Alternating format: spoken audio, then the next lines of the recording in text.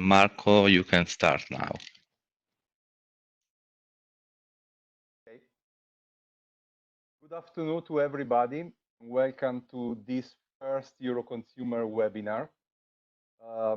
We are many. Yesterday we were 200 registered. So I believe that I will ask during the webinar how many we are connected to our technical support. Let me just have give a special greetings to all the person of our organization that are connected from the 5 countries of Euroconsumers. We have also external follower, of course, but I want to give a special greetings to the people of Testascià, Ocu, Deco Proteste, Altro Consumo, and Proteste. Because in this specific moment, they are, although they are confined at home, they are giving special support to consumer in this special moment. And so thank you very much for all what you are doing. This is special. I want to also stress the fact that we are doing this and supporting consumers in this special moment in their daily life. But on the other hand, we have also, as a consumer organization, we need to focus also on the future. And in this moment, we have to rebuild our future.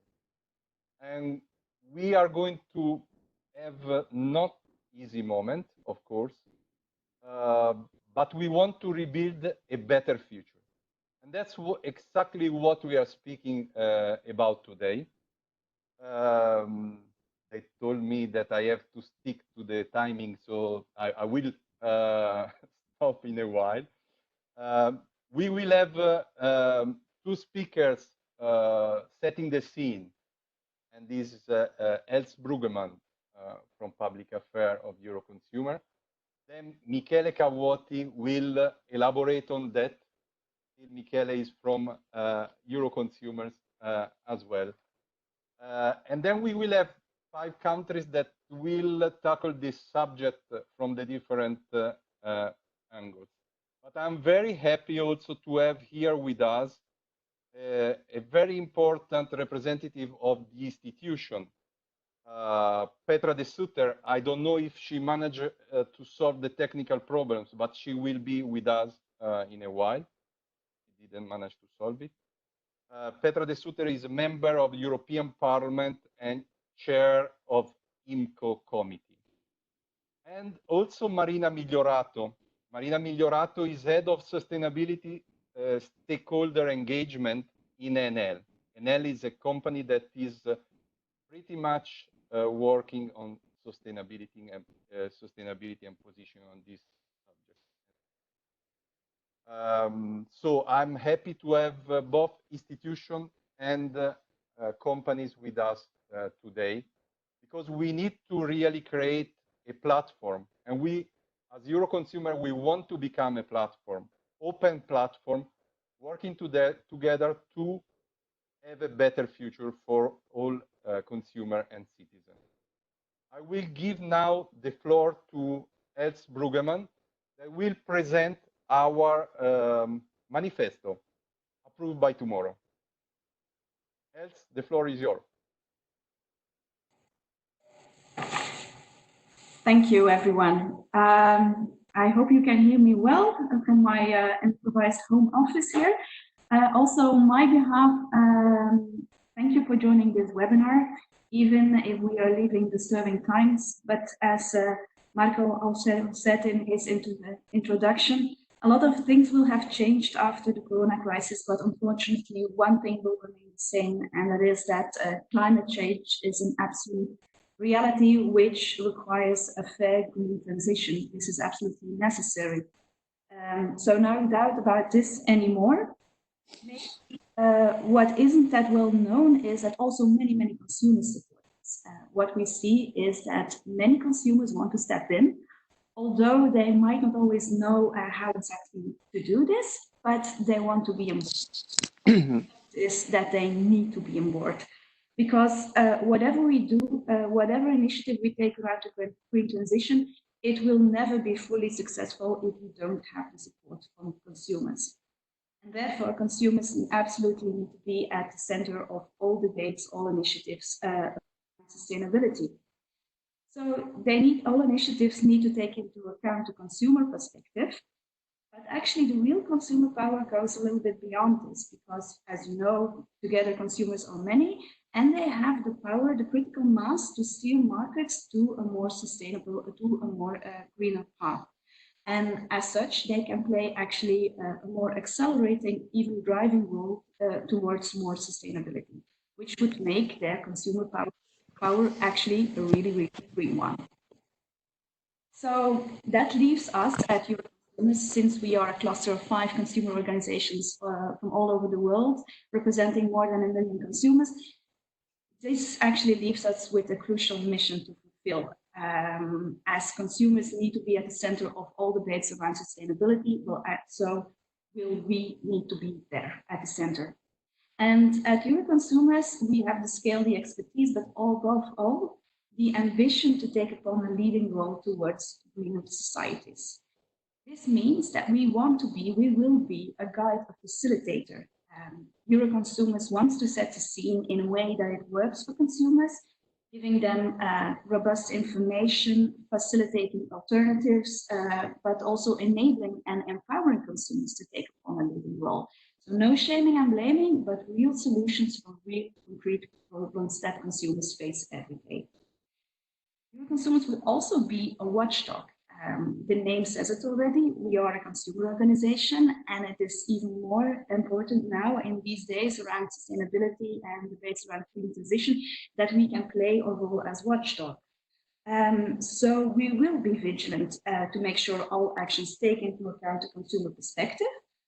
And we will make sure that businesses do not mislead consumers into thinking something is sustainable while it's not. So what's green should actually be green and not greenwashed.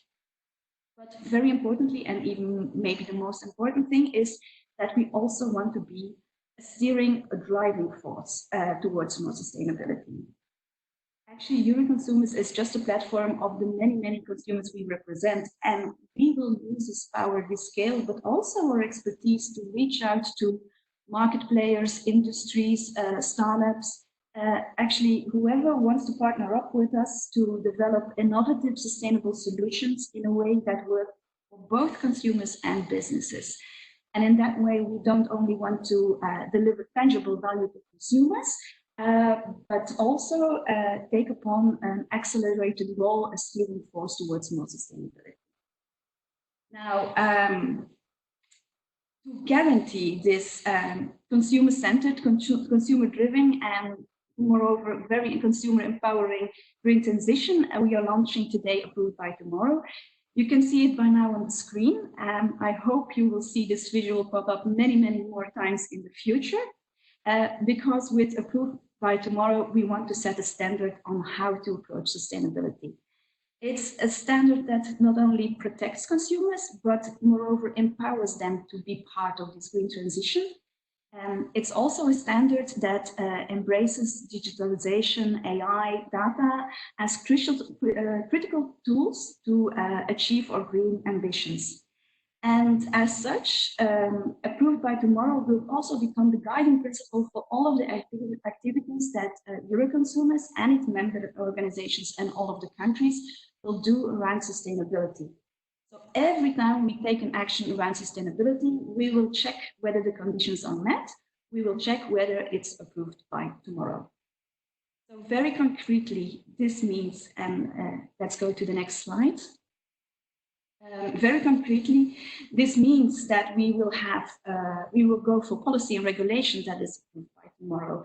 We want to set a scene in a balanced way, a way that facilitates the leading role of consumers. We want to secure a fair distribution of the costs and promote green, affordable, convenient choices for consumers. This also means we will work on products and services that are approved by tomorrow. First of all, we will inform consumers about the actual level of sustainability of the products and services on the market. But we will also push for the development of more sustainable ones, and of course, also facilitate the access to it for our consumers. Also, our enforcement actions will be approved by tomorrow. So every time sustainability is misused to mislead consumers into thinking something is sustainable and exploit them, then we will be there to denounce fake green claims and take action against greenwashing activities. And finally, but I would say very importantly, we will also engage in partnerships that are approved by tomorrow. As said before, we will use our scale and our experience to partner up with all kinds of stakeholders, going from market players to policymakers, other consumer organizations, other NGOs, basically everyone who is as convinced as we are that it's better to work together on this and to create solutions that work for everyone. So let's go to the next slide. So you might say that approved by tomorrow is a standard, even more a seal of approval powered by Euroconsumers, which it definitely is.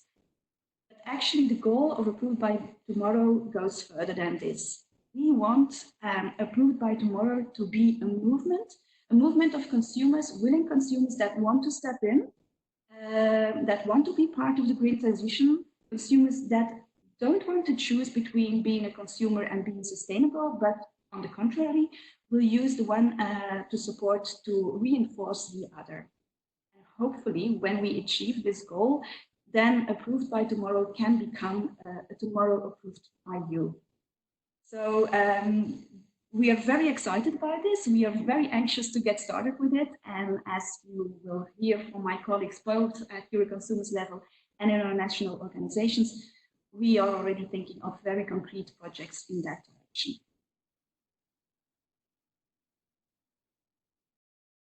Thank you very much, Els, for this swift introduction and elaboration on our positioning. Well, I would say also your positioning, because you put a lot of yourself on this, and thank you very much for this. I want to jump to Michele now, Michele Cavoti, because all the things that Els has said should become reality. And should become reality in a platform together with the companies, consumer companies and institutions. But to make it happen, we need to work on our engine.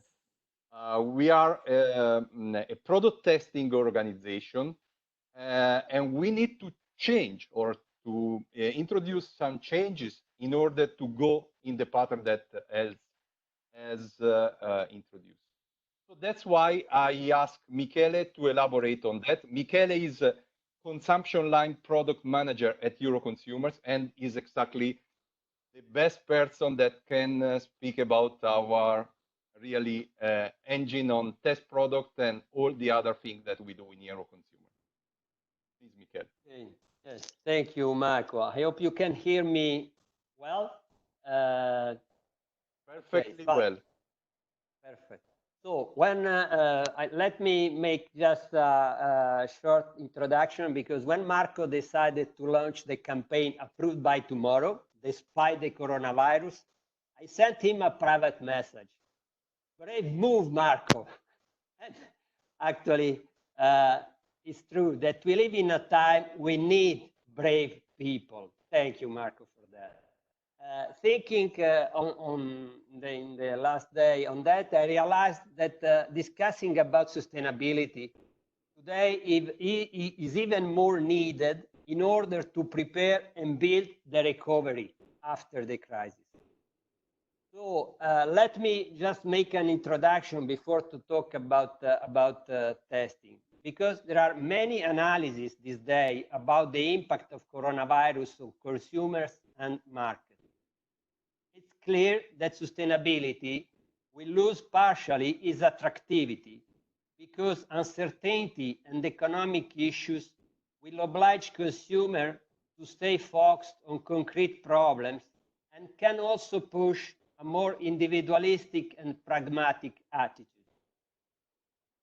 But at the same time, some analysts recommend brands to keep a future strategy that meets multiple consumer needs, both pragmatic and conscientious. Actually, in past serious crises, environmentalism and financial concern had a mutual reinforcing. So sustainability already showed that it is a strategic axis that have not to be abandoned even in serious crisis. So we know that the future will be different. Let me say that sustainability is based on mutual respect between production factors, between countries, and between generations. Sustainability with these values can be a driver for ensuring social cohesion and solidarity, which can be the real pillars to make a better future. And all the market players have a role to play in that under different perspectives. So I think that is important to keep our engagement on sustainability. And in the next slides, we will quickly summarize what in Euroconsumer we are doing to engage our organization and consumer on sustainability.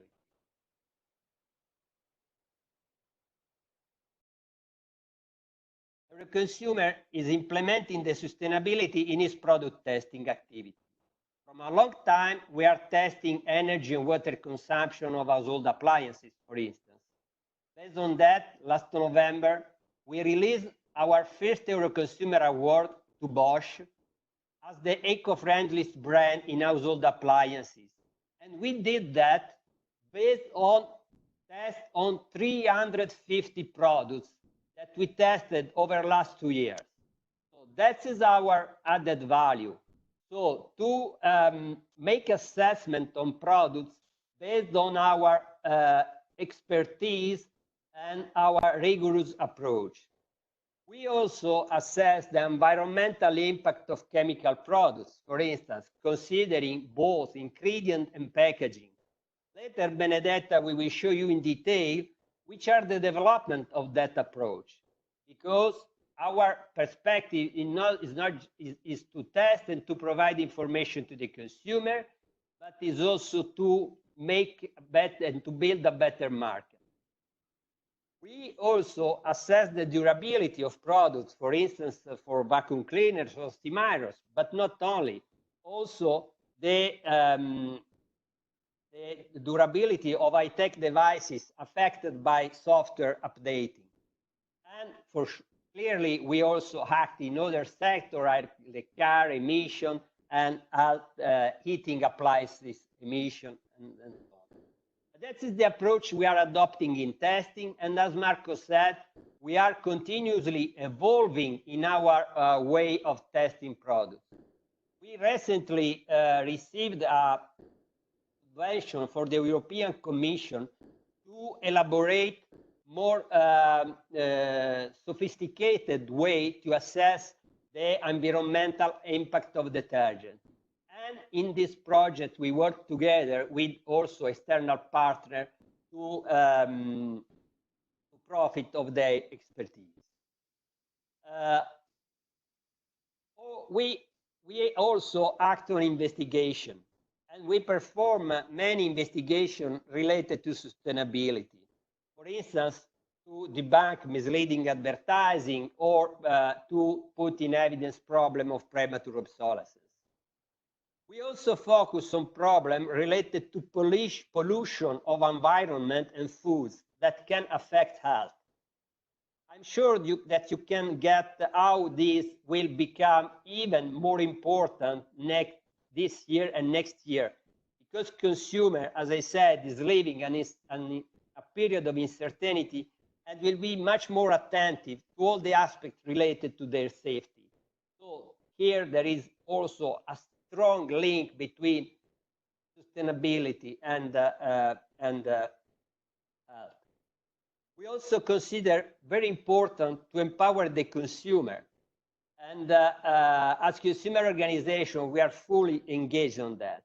And we provide to the consumer advice to make their choice and their behavior more sustainable. To do that, we are using traditional and digital channels, and thanks to that, we are able to reach millions of consumers every month. I want just to show you an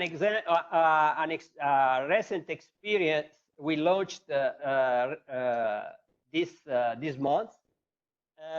That is in the next slide. Thank you.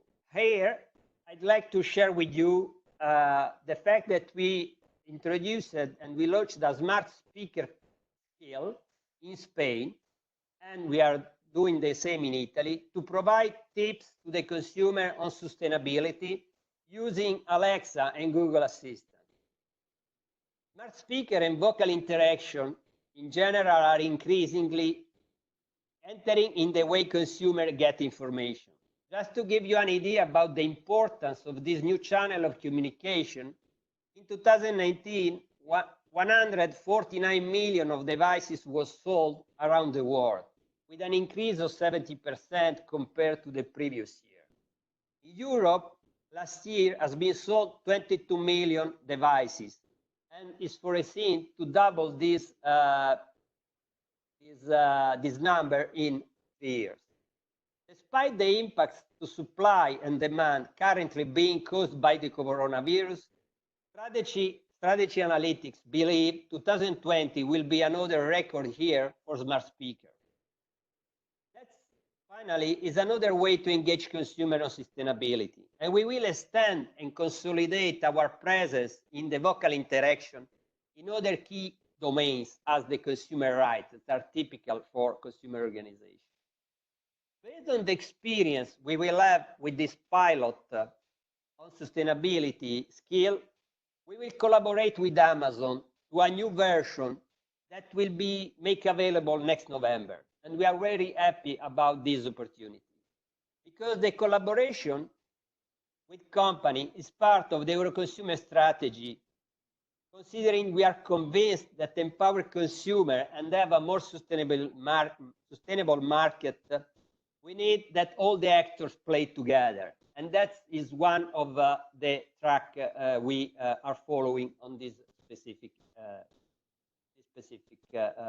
channel.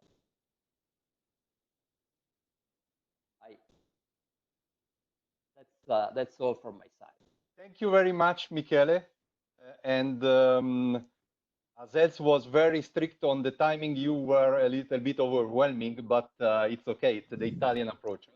No, thank you very much for your presentation. I would like to ask the next speaker to try to stick to the 5 minutes, please, in order to allow to have a question and answer session at the end. And I inform you all the participants that you can send a question, and we try to gather and mix together in order to have this last session of question and answer.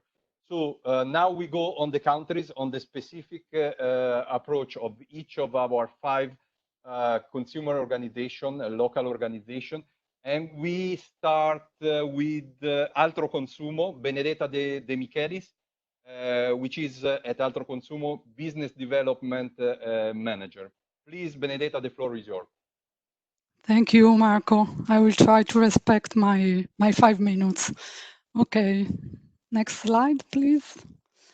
When we have launched the Altro Consumo quality labels 5 years ago, clearly the main objective was to make available to all consumers useful information to make them able to do more informed choices when, so in the moment and where, in the place they need to purchase something.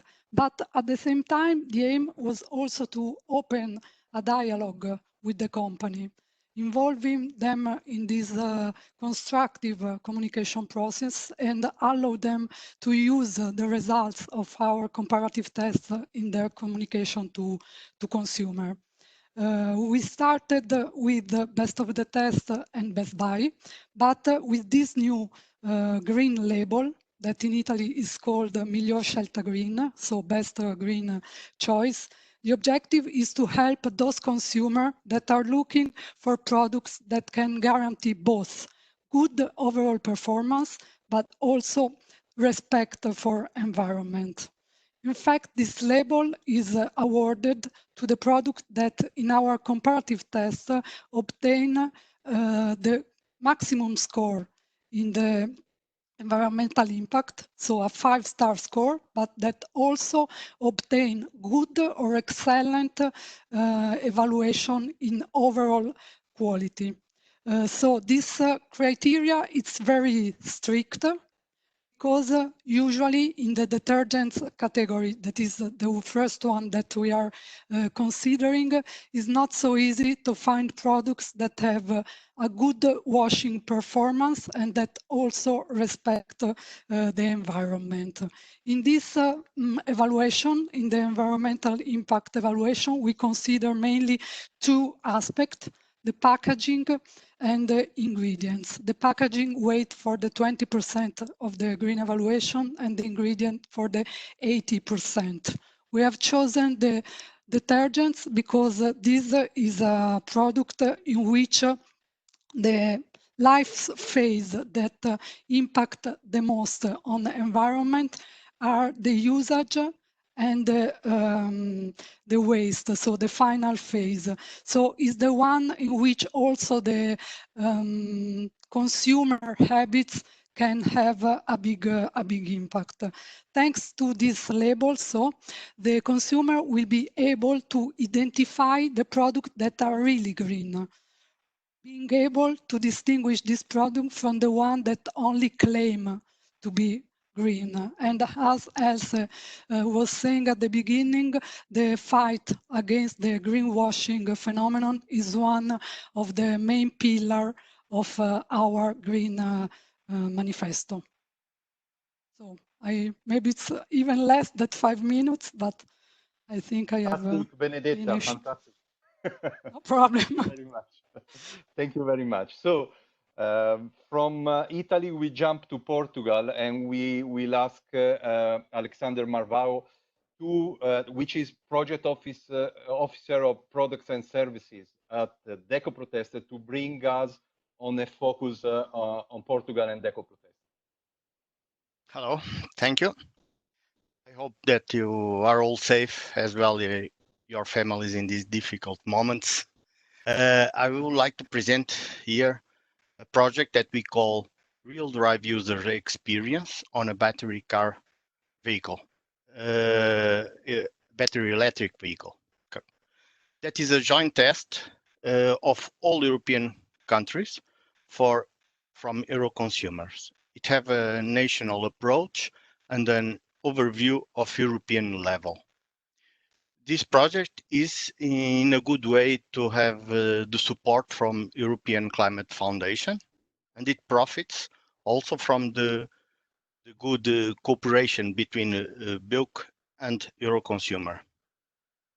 Electric cars are finally coming to mass market, but many questions consumers still have about what is the real impact, how can they benefit from this transition, what are the conditions or the roadblocks to be lifted for real market update. So in this project, we have the objective to show the difficulties and the barriers from driving an electric vehicle and the solutions already implemented in certain countries. We are talking about all the infrastructure around the electric vehicles, but particularly in the public charging points, the number of chargings, the distribution along the countries, and the maintenance. But also, we are also talking about the way the system is built to make the payment in each public chargers.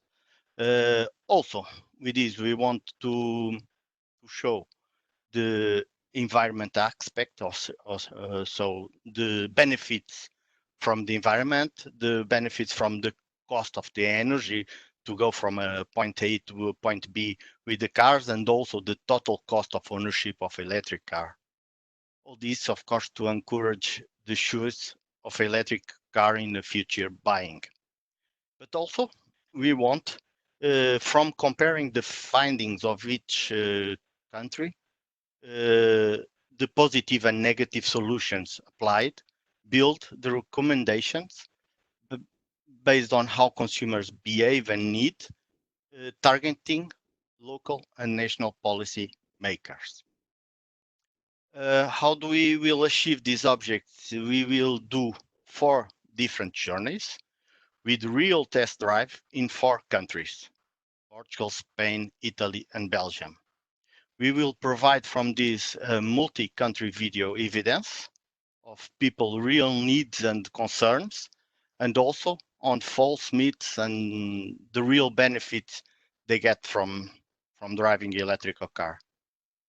Also, from the comparison and comparing of particular achieves and needs of each country, we will build the report to address to the national and international institutions for improving policies of green mobility.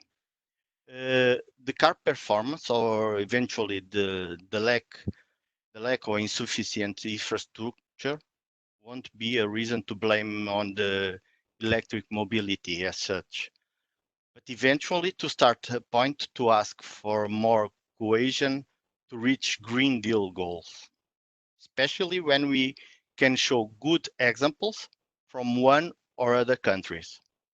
Electric mobility could significantly reduce air pollution, but to drive electric must be simple, affordable, and easy as a strategy to define a new path for sustainable mobility, decarbonize the economy, and green society. This is one from a large number of projects and contents that consumer organization already produce and can produce to influence and redirect behaviors for a better future place. We are no longer only checking for evaluation. We must define what is real evaluation for consumers and for societies. Our expertise will be decisive to build a new roadmap. We know the technology, we operate with political decision makers, and most of all, we know consumers, and we receive from them a relevant amount of confidence in our knowledge and in our methodologies. Our organizations, in conclusions, are key contributors for this new paradigm and for the construction of more sustainable societies and to enhance more conscient consumers engaged with the future. Let's play safety. Let's play green. Thank you. Thank you very much, Alessander. We jump to Spain with Amaya Pestegueya, which is ethical consumption expert at OCU. Amaya, please. Hello, Marco. Thank you. Hello, everybody. I hope you and your families are okay. We are living difficult times, and in these moments, it becomes even more important to take care of each other and to keep interconnected. We know that consumers are really powerful when we live according to our values. And for us, that means not only what we buy, but mainly how we behave. If we are living sustainable lifestyles that have a positive impact in other people and in the planet. Last year, we made a survey and we discovered that a majority of Spanish consumers, up to 73%, are already taking decisions based on ethical and sustainable issues. But we also found that they are having many difficulties to do so, especially lack of information, high prices, difficulties to access to sustainable offer, and lack of trust in companies. So we are trying to work to help consumers in his path. To reduce the lack of information, we are producing accurate and easy to understand information, as well as practical tools. For example, a list of collection points to recycle or charities to donate clothes. We are exploring also the new technologies, as Michele said before, to provide sustainable information at home with smart speakers like Alexa or Google Assistant.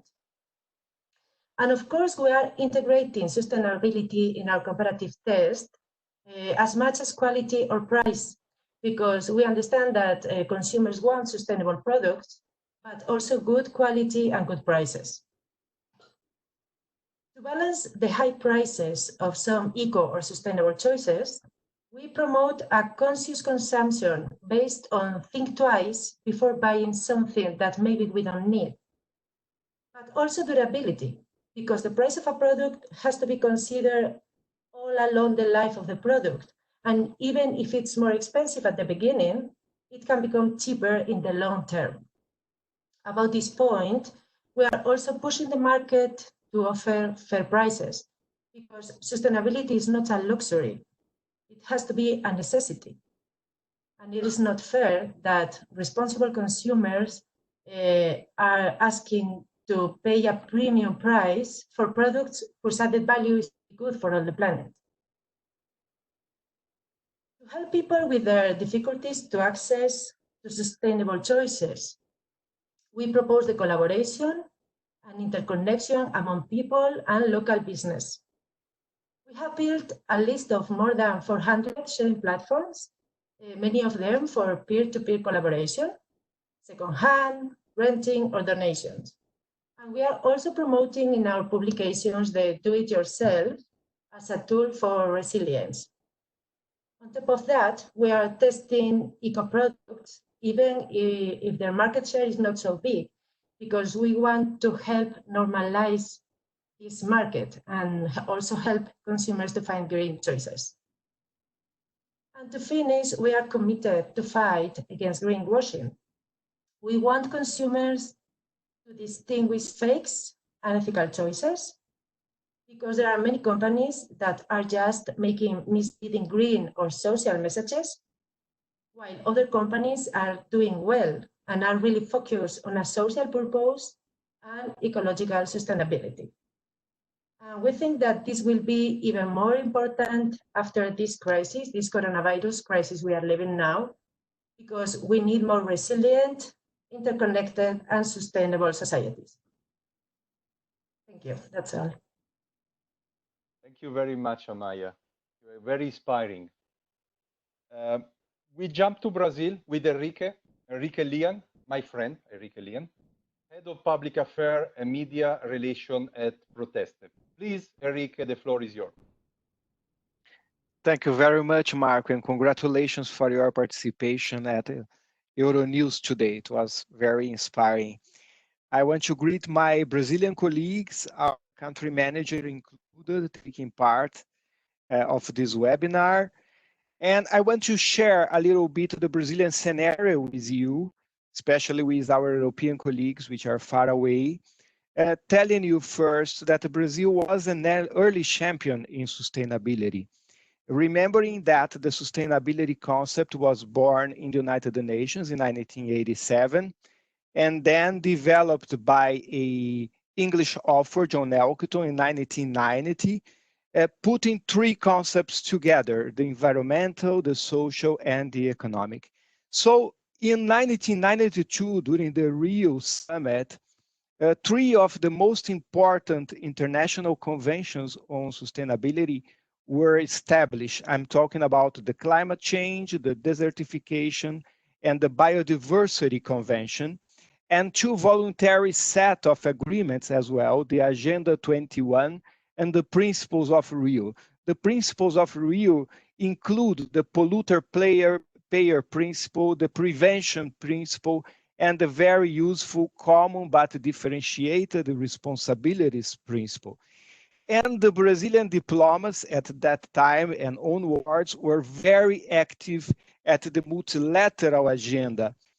Also remembering that the famous national indicated commitments which made possible the Paris Agreement were a suggestion of the Brazilian diplomacy.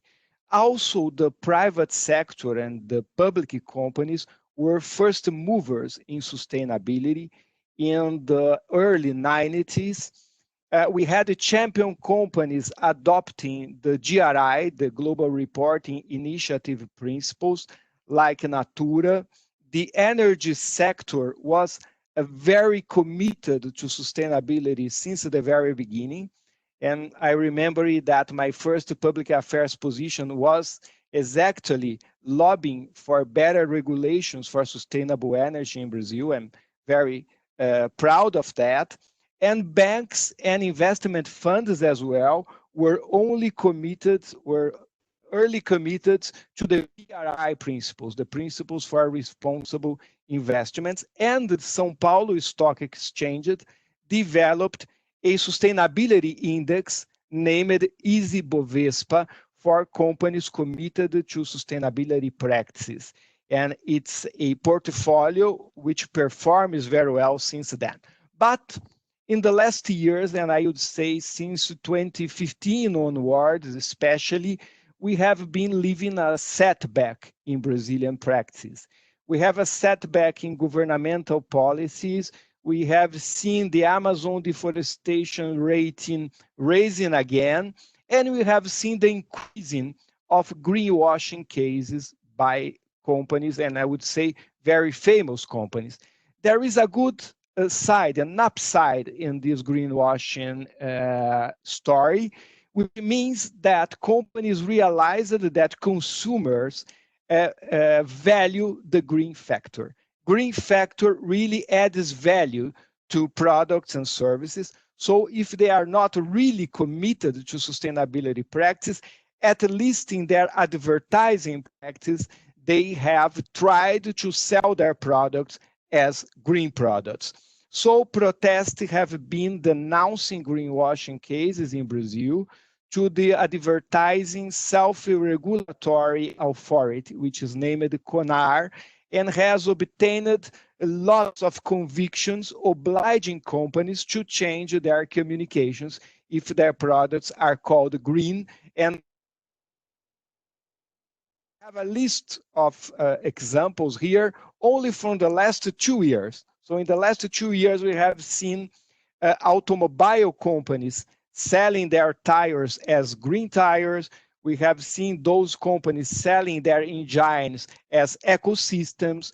We have seen a very known product, Bombril, which is steel wool with 70% of market share, selling their product as 100% recycled and eco, and so on and so forth. But we have also seen good examples from Brazilian companies, and we had highlighted those good examples.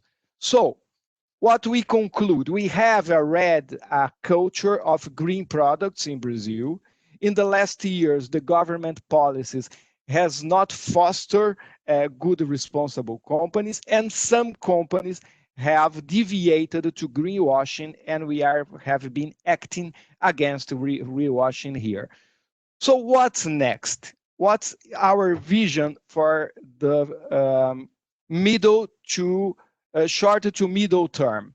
Of course, after coronavirus, we're going to leave a recession. Some economists are saying more that we are going to leave a depression in our economy.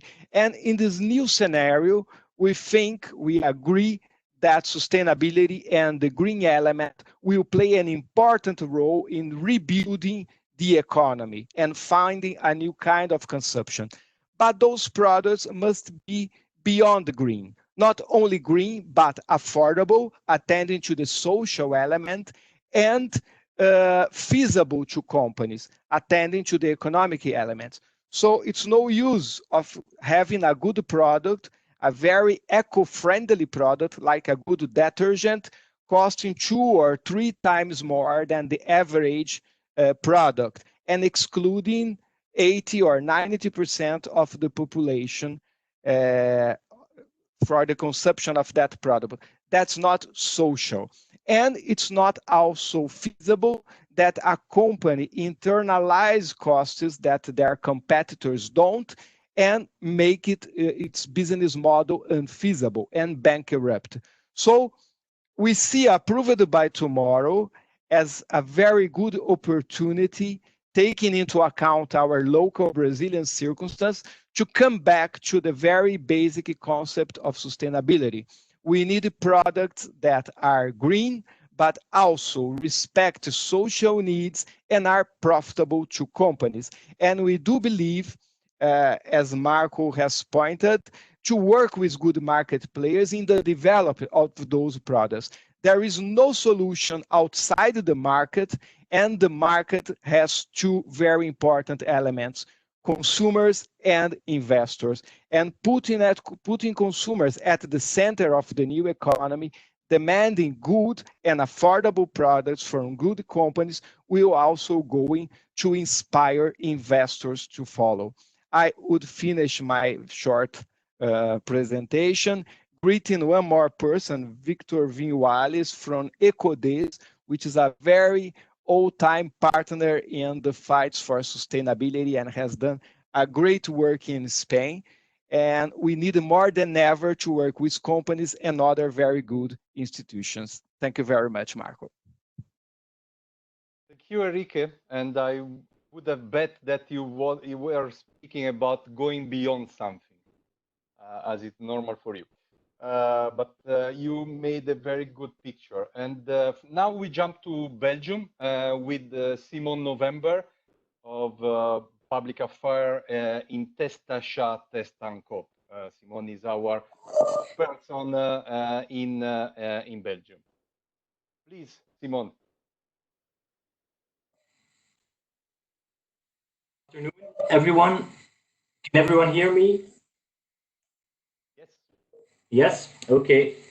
So I'm going to talk to you about Te rap kapot, trop vite usé, trash too fast, worn out too soon. It was a platform that was established by Testachat in 2016 in order to identify the problem of planned obsolescence. We knew planned obsolescence is something that is very difficult to prove. So we wanted to use crowdsourcing to identify hotspots of consumer frustration and investigate electronic equipments that keep on breaking. So we prefer speaking about early obsolescence or premature obsolescence instead of planned obsolescence because it's so difficult to prove. For our tool, you don't need to be a member of our organization to make a contribution. Anyone can lodge a complaint about a device. Up until now, we have received over 9,500 contributions. So the platform, it functions a bit as a kind of a questionnaire. People are asked the type of product, the age of the product when it breaks down, if there was a repair attempt or not. So you certainly have to check it out. So consumer complaints indicate that many of the products that fail clearly because of a lack of durability requirements. Topping the list of our reporting tool, we see mobile phones, we see coffee machines, we see washing machines, printers, GPS trackers, and so on. For instance, if we get reports about fridges with cooling gas leaks after 3 years, washing machines, motherboard problems just after the legal guarantee, smartphone batteries not charging anymore after 1 year, and so on. We also check for repairability, as I said, so we can prove now that the large majority of consumers do not attempt to repair their appliance, their broken appliance, because it is too expensive. Consumers are pushed to renew, to spend money, and to enlarge the number of waste production. Te rap kapot, trop vite usé, led to PROMPT. PROMPT stands for Premature Obsolescence Multi-Stakeholder Product Testing Program. It's a European project in the scope of Horizon 2020. For PROMPT, a consortium was set up by consumer organizations from Germany, France, Italy, Belgium, Portugal, umbrella consumer organizations as Beuk and Anek, and universities. So we collect data about products breaking down in all those countries. The goal is to set up an independent testing program to assess the lifetime of consumer products. The The consortium will also explore how the testing method can be used to improve product design, consumer information, technical standards, legislation, and encourage companies to manufacture more durable products. Of course, the data we collect with Trovit and Trap Kapot is used in order to convince policymakers on the national level, and international level, so European level, that something is wrong, that consumers are frustrated, and that planned obsolescence is real. It's not a myth. It's something that that's really present on the market of consumer goods. So we have several contacts with national politicians. We were heard in the Belgian Federal Parliament several times, and we see members of the European Parliament and European policymakers, and we use Trap Kapot data, prompt data, to convince them something needs to be done. Nintendo, you can see it on the right side of the slide. It's a good example of the success of Trap Kapot, of Trovit UZ. It's about a Nintendo Joy-Con drift case. So the Nintendo Switch console has one particular issue after some time. The on-screen characters just start moving around without the player touching the joystick. So it's clearly a manufacturing error impacting consumers all over the world.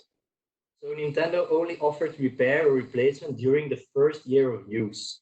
So we launched a media campaign, and we tried to convince people to make a contribution on the Trap Kapot platform in order to see how big the problem was. More than 500 consumers made a contribution about a faulty Joy-Con, Nintendo Joy-Con. So because of the media attention and the impact we had, Nintendo changed communication and promised us to ensure for replacement or reparation during a 2-year period instead of 1 year. So it's just an example of the success. We're very proud of the platform, and we're very proud too that it became, in fact, a part of a bigger European project, which is Prompt. So thank you very much for your attention. Thank you, Simon. And now we have finished the tour of our local organization. We have two distinguished speakers. One is Petra de Sutter, that I really thank to be with us now. Petra is chair of the INCO committee, so exactly what we are speaking about now. And I'm really interested and curious to know her point of view on whatever we have spoken until now. Thank you, Petra. Thank you, Marco. Can you hear me? Asking because I had some technical problems. Very clearly, very well, Petra. Okay, thank you. I missed the beginning of the webinar because of technical problems. I'm sorry for that, but I heard most of the speeches in the last half hour. Thank you for having invited me also to be part of this. Indeed, the IMCO committee is the internal market on one hand, but consumer protection on the other hand, and it is important to realize that these two are linked together, and this is not a coincidence. I first of all want to congratulate Euroconsumers for this initiative, for the Approved by Tomorrow initiatives, bringing together the national organizations, because I think that change can really be coming from consumers themselves. They are at the heart of the transition, as it has been explained before by others. Citizens and consumers often think that they are part of the political decision-making only every 5 years when they're in the voting booth. This is, of course, not correct. They have an important influence on political decision-making by their choices, by their behavior every day as a consumer. I don't have to convince this audience for that, of course. Now, if we talk about the green transition, that means that consumers are as important as legislators. Of course, I will now talk a little bit about the ideas from the Commission's and Parliament's side, and you all are aware of the launch of the Circular Economy Action Plan by Commissioner Sinkevicius the 11th of March, unfortunately, I must say, without really a lot of debate in the days after because of the COVID crisis that we are, of course, experiencing today. We can make that up by talking about this today because we, of course, if we want to achieve climate neutrality in 2050, we really, and I don't have to convince you again, we have to move towards a fully circular economy. So this plan is really key to attaining the goals of the European Green Deal. And the core is, of course, to make more sustainable products really the norm in the EU. Now, in this plan, the focus has been mainly on resource-intensive sectors with a high circularity potential, mainly electronics, ICT, batteries, vehicles, packaging, plastics, important, of course, textile, construction, and building. So not all the sectors, but these are the sectors that are in this plan. Now, this new product policy framework, to call it like that, clearly builds, of course, upon the success of the eco-design approach from the past, and it encourages more sustainable consumption coupled with waste reduction. And hopefully from there, it will promote new business models in line with the climate objectives because, of course, reduction and reuse need to be prioritized over recycling. Now, as an example, I was happy not only to see the idea of the one universal common charger for mobile devices included in the plan, but also the promises actually that the Commission has had before on the right to repair. These are now confirmed, and it is absolutely key, not only at the stage of product design, to prioritize the efficient use of materials, but also to prioritize durability, repair, and availability of spare parts. And we need really to prevent that separate parts within devices are being glued together, for instance. We need to strengthen the principle of extended producer responsibility. Now, when I communicate about these topics on social media or with journalists, it's always striking to me how strongly citizens really feel about this. Simon just talked about the planned obsolescence, which some want to talk or call planned, others premature. And without even wanting to enter in that discussion, it is clear that we really need to make products more durable. And the only way probably to get there is to achieve or to go to legislation at European level in similar ways as the eco-design legislation. A few words on green labels and greenwashing. In this new plan, the Commission really stated that they will consider setting minimum requirements for sustainability labels or logos and information tools. And they are very important because these tools are important to strengthen consumer information and so also the power for consumers to make the right choices. Another aspect going together with the Green Deal, you know, the digitalization and AI is a high priority for the current Commission. Digitalization will play a role by improving the availability and reliability of product information across the single market. And so to reduce the risk of so-called greenwashing, the Commission has committed to combat false green claims, both in through regulatory and non-regulatory measures. We'll have to see what they will be, of course. In the Green Deal communication, the Commission proposes the idea of an electronic product passport, which could provide information on the origin of products, the composition, the repair and dismantling possibilities, and the end-of-life handling of the product. So this might be the way to go. Of course, I don't want to talk only about what the Commission is going to do, but also what IMCO is going to do as a committee. We will be working, or we are working, or have been working right now. It's a little bit slower, but on an own initiative report with the title Towards a More Sustainable Single Market. And this will look into how to increase the fitness of the existing internal market and consumer-related framework for the circular economy. And in this way, and this is why these own initiative reports are helpful, of course, we want to pressurize the Commission to deliver on their objectives related to the already mentioned plans on planned obsolescence, durability, repairability of products, and green labeling. So I think that besides just talking about products itself, we have to mainstream sustainability objectives into all EU policies. And from IMCO's perspective, that means we have not only consumer protection, but also public procurement, product compliance, and safety frameworks to consider. Now, probably more than ever, there is a need for regulatory and legislative coherence and a move away from siloed policies. This is always the risk. We need to focus on synergies. Let me finish also that I think the EU can really play its role as a global standard setter in this area, as well as in the areas of climate change, climate action, also in the circular economy, because this is what we really need to do if we want to make a difference at the global level. I want to add something, of course, in these days of COVID crisis, because many people are now looking at how this will affect our value chain, our single market, which is under threat. Let's hope that this crisis is temporary, that we will come out of it very fast, and that we will be able to draw the lessons that are needed for the future.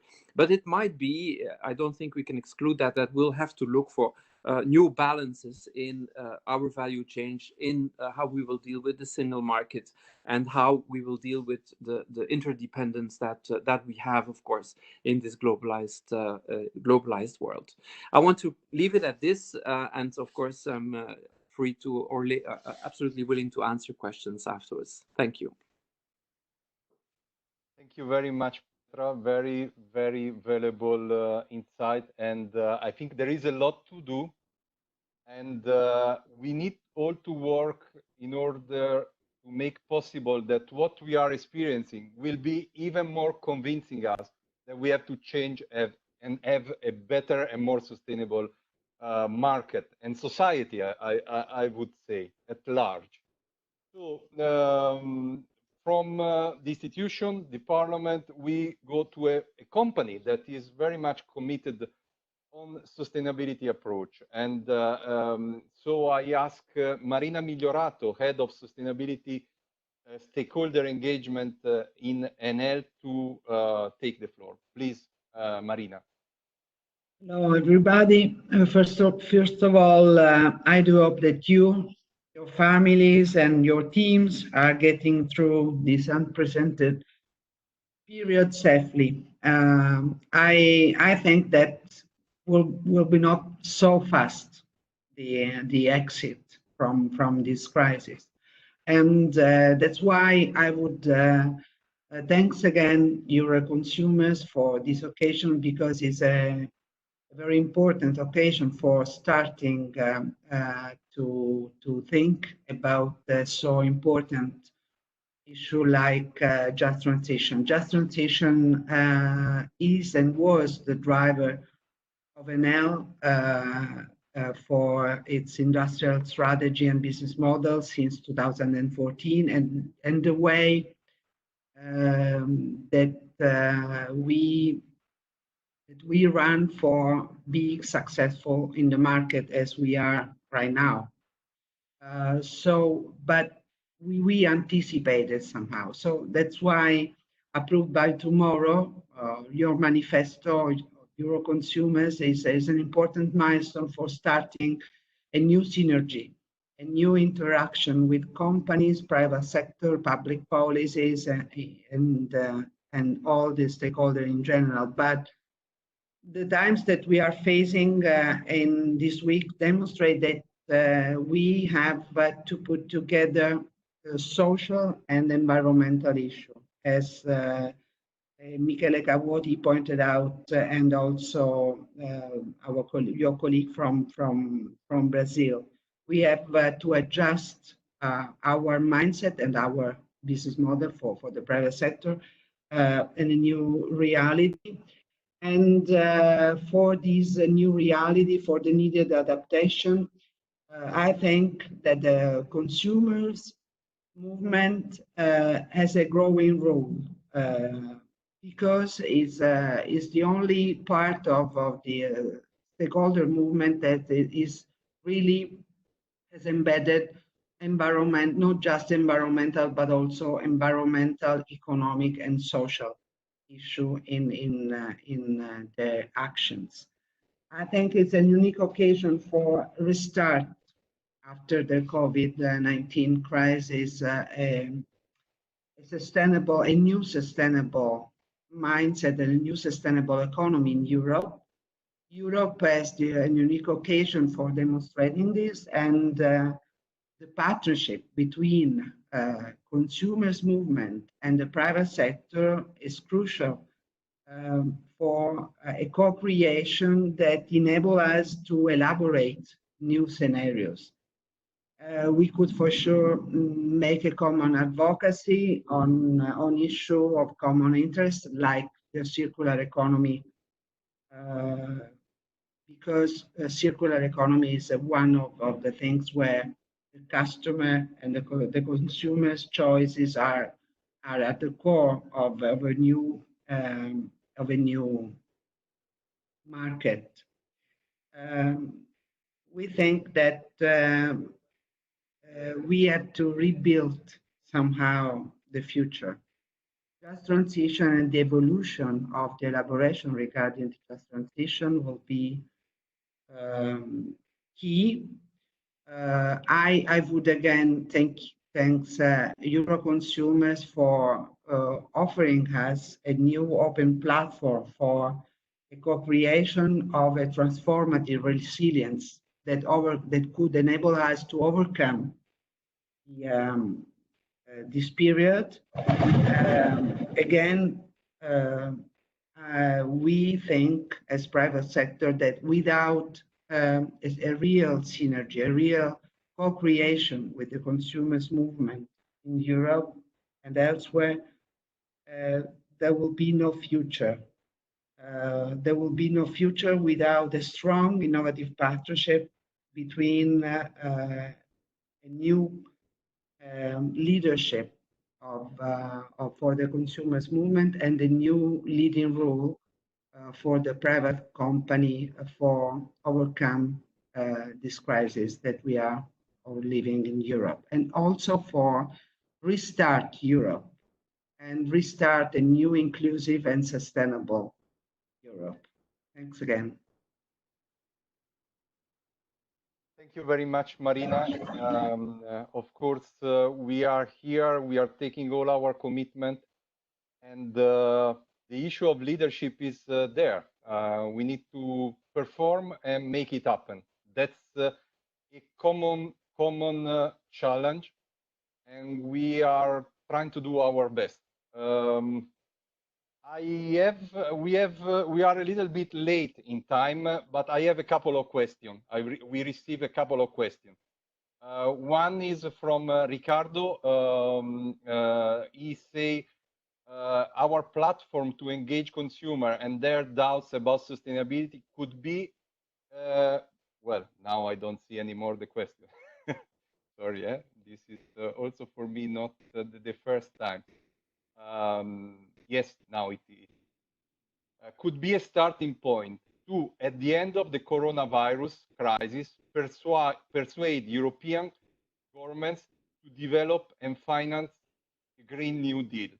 Well, I believe that I try to start the first answer. I believe that the issue here is to bounce forward and not to reshape. I think we have to take a reflection, of course, of where we stand now in order to really bounce forward. But maybe just Petra and Marina, from their different perspective, could elaborate on that. Can I ask you to have a comment on this? Okay. Petra, the micro, yeah. Okay, you hear me? All right. This is a difficult one because, of course, at the political level, we've already heard politicians saying that because of this crisis, which will be not only the health crisis that we're in the middle of, but an economic crisis that will have to be solved in the next months, maybe years to come, that maybe there will be no room to continue with the Green Deal. Of course, I think that would be a huge mistake. I think we will have to take up the challenge to come out of this crisis, to rethink how to put our economy back on the rails, but taking into account the climate change challenges that are ahead of us, and also deliver on the digital and AI aims that were the important agenda points of this current Commission. So this makes the things or the situation more difficult. That's clear, but it cannot be either or. We will have to go towards the achievement of the aims of the Green Deal and the sustainability, and definitely in the domains that we've been talking about today, together with all the measures needed to get out of this crisis. It will not be either or, and we cannot have governments or politicians hijack, I would say, this the Green Deal program because of the crisis that we're in now. That would not be the way to go.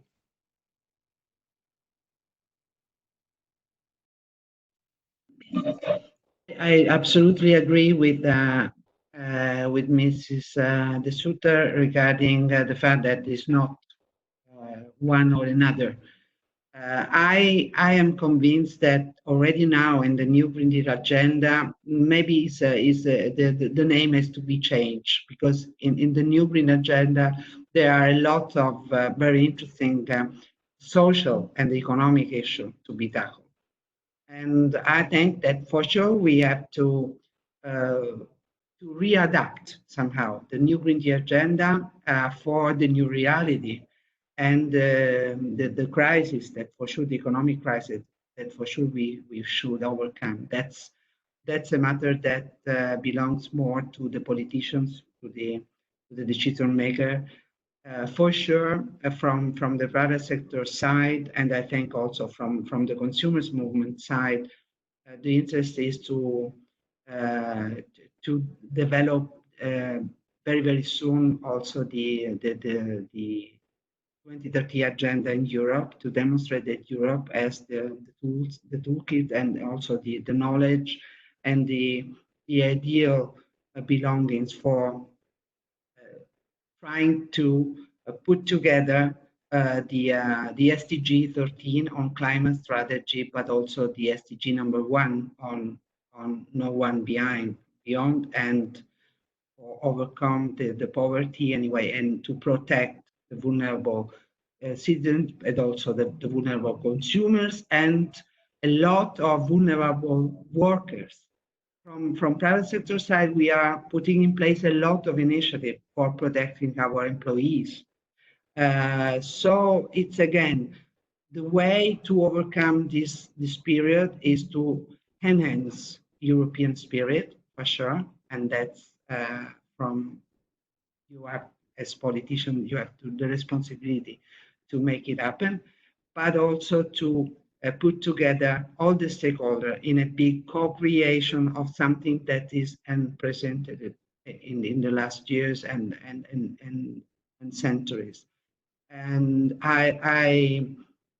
we will do our best for sure, because we invested in sustainability, because we are demonstrating as company SNL that a medium long-term value is possible only if you invest in sustainability, putting together the feasibility of economic strategic plan, and also the climate change, the fight to climate change, and the social inclusion for all the people, the countries, and the community in which we operate. So I hope, we do hope, but it's in our hand at the end of the day, all together, that it will be possible, and the way out from this unprecedented crisis.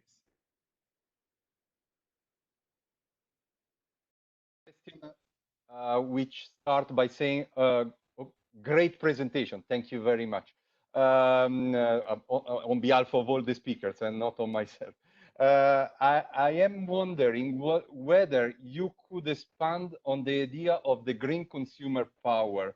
What is the role of consumer organization in arranging this new state of affairs? I would ask this question to Els, if you can give an answer on this. Els?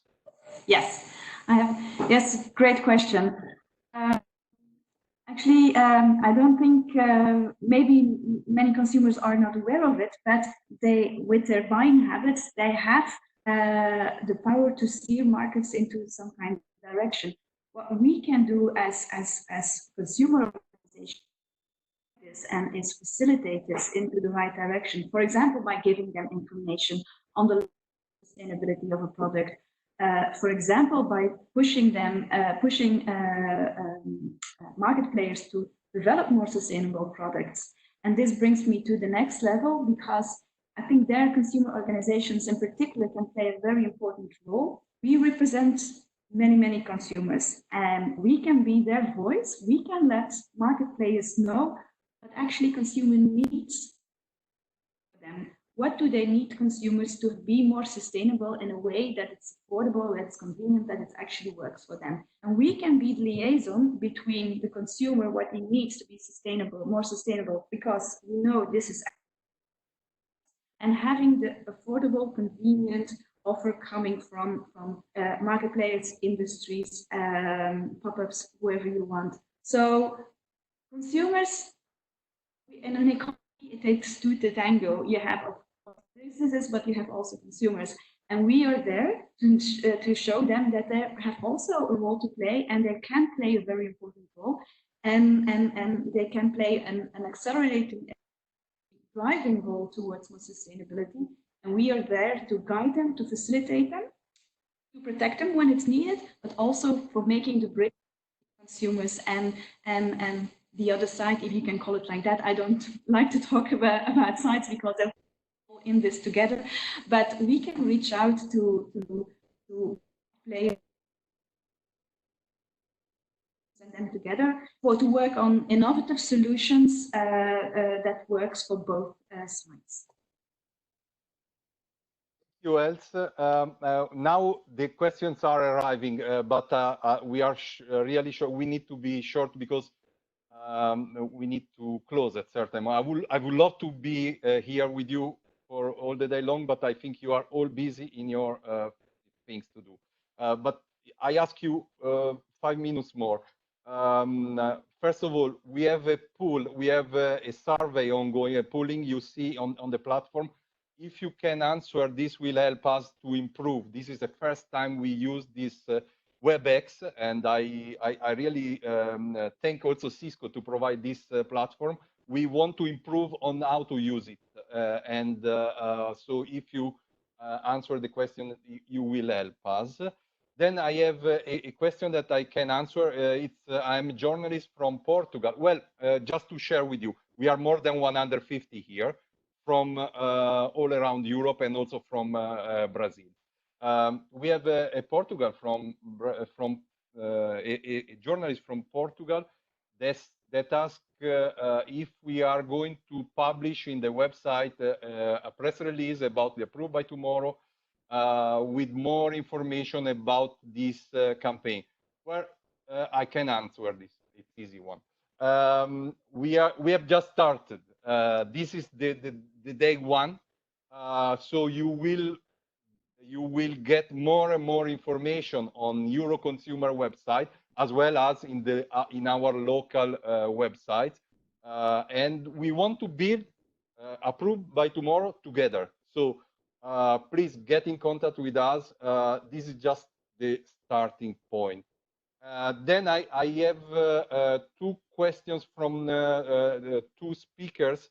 One is Enrique and then Michele, or a comment. So I give the floor again to Enrique in Brazil, but please be short as possible, and then to Michele. And then maybe we need to conclude. Please, Enrique. Thank you, Marco, and congratulations in promoting the website. It's a success and very important point of the crisis we're living. We heard a lot about collaboration between market players, especially between companies and consumers, movements, and organizations. Marina Migliorato mentioned co-creation, which is a perfect word for telling about how to generate, to create value that sustains along the time. And my question would be, first to Marina, how she thinks that we can accelerate this co-creation, Michele Cavotte mentioned that we are working with Amazon, for instance, in spreading information through Alexa, which could be an accelerator, but there must be other things. And also to Mrs. Petra de Sutter, how the European Commission and the Parliament could foster this co-creation, this collaboration between market players. I know it's quite too broad, but maybe a short comment. You open the debate again.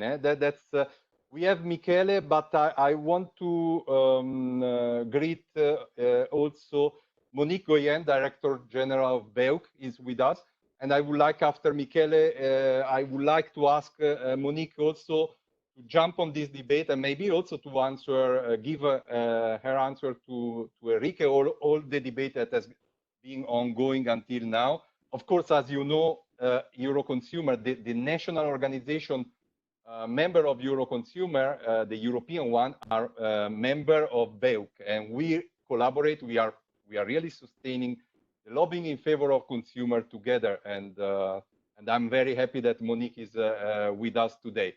So Michele, please, can you jump on that, and then we end with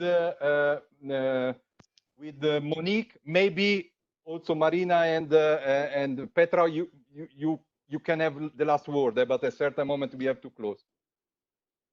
Thank you, Marco. No, just a quick answer to the question of Ileana about the eco-label. That can be an agent to fight against greenwashing. Eco-label is for sure a reliable indicator for the consumer. We are considering also the presence of the eco-label in attributing our green label, but our green label take into account other two elements that, as Enrique said, are very relevant. The first one that is also the performance of the product. So the products have to be also, we test also the fact that the product is effective. And there is another aspect that is related to affordability. And we provide also information about the price of the products to the consumer. So we try to take into account this three dimension in advising the consumer about products that are greener. Okay, thank you very much, Michele.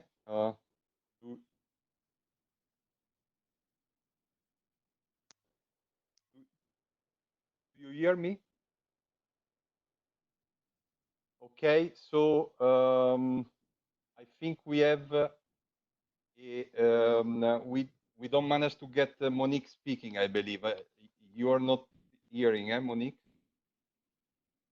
Okay, so maybe before to closing, if any of the speakers want to add anything, or please, Petra, if you want to give your final word here, as well as Marina.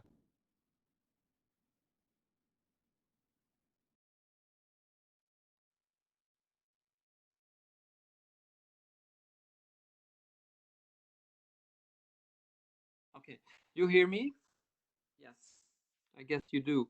Okay, thank you for the question on the co-creation and how indeed consumers and market players can co-create in this area, and how the legislators, the Commission, the Parliament can take that into account. I think it's a very difficult and broad question. I think it's clear that if we are designing legislation, that we should bring all the stakeholders together, and that means, of course, also consumer organizations, which is current practice. But I would answer the question in a slightly different way. I think that simply the way that we consume and that people buy online, and the development of e-commerce initiatives and platforms really changes the relationship between consumers, market players, producers, platforms, and so on, and that there is much more flexibility, volatility, and much more consumer power in that respect. So co-creation will be I would say, natural consequence of the fact that the relationship between all these players is changing in today's world. So it will happen, it will happen because it will have to happen. There will be no other way. And I think that's the good way, of course, because it will empower and strengthen the voice of consumers in the whole chain. Okay, that's just a last reflection from my side.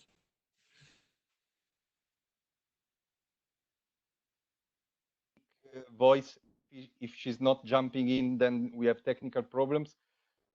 Maybe before my conclusion, I would like to ask else that gave a start if you want to give the last word.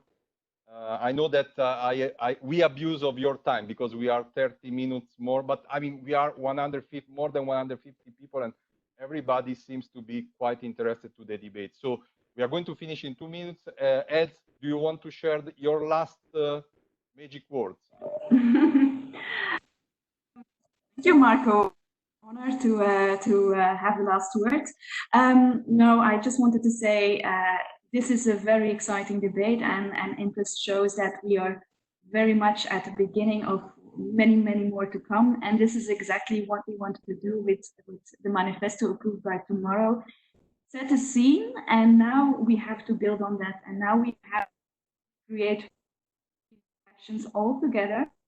Not only consumer organizations, but together with market players, with policymakers, and make real tangible change for consumers and achieve a real fair, just green transition. So just to say that I was very excited to hear everyone's participations. I think we have something strong to build on, and it gives me a lot of hope for the future.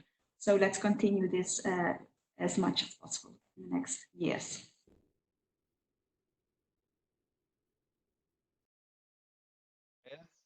Yes. Yeah. Thank you, everybody. I thank Petra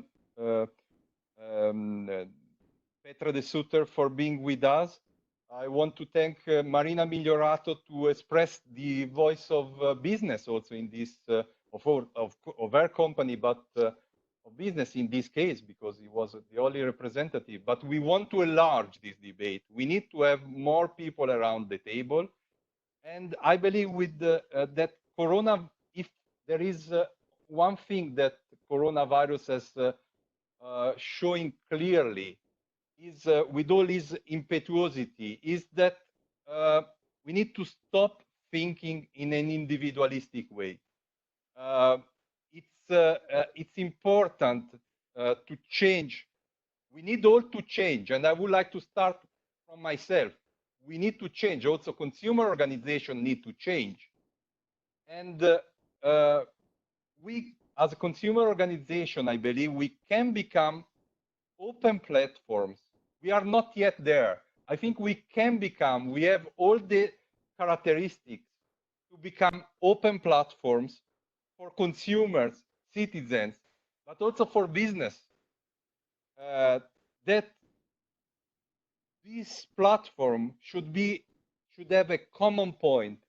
We need to understand that in 2020, it becomes a matter of survival to truly take care of the collective interest and also about the future of our planet. This is a common goal. This is a common goal, and we need to rebuild together. And I believe we need to start thinking now.